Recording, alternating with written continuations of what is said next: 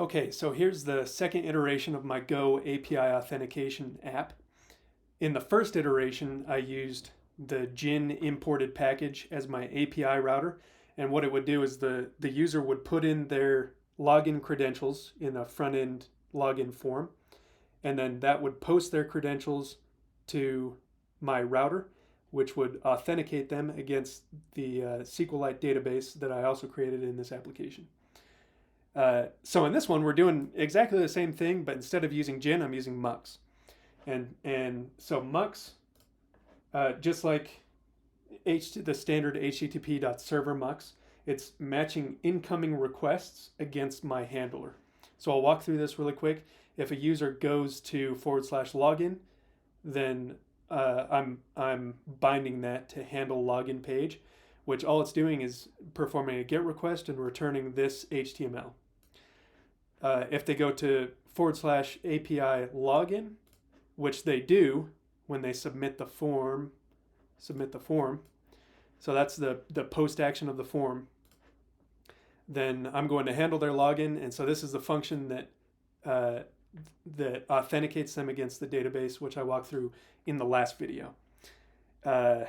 Okay, so that's all of the backend changes that I made in this iteration. Most of the changes actually took place in the front end, and so what I changed was first I added a bunch of CSS to make my login form look a little bit better, and then I'm also using an iframe to pull in a Unity scene that I created in Unity, and so once I was done creating that in Unity, I just wrapped it up into a WebGL package and then pulled that package into this folder. And it has this index.html. I'm serving this on port 5500, and then I'm pulling it into this iframe. And so what does it look like? It looks like this. There's obviously some improvements that can be made, but my goal was to just be able to pull in a Unity scene, which you can see is moving a little bit. Pull in a Unity scene, which I did in an iframe, and then still be able to perform this login logic.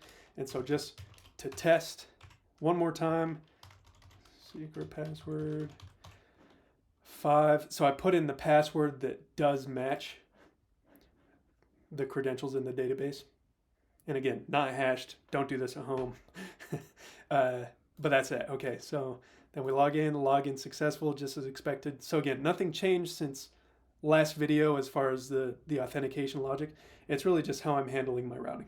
So that's it. Till next time.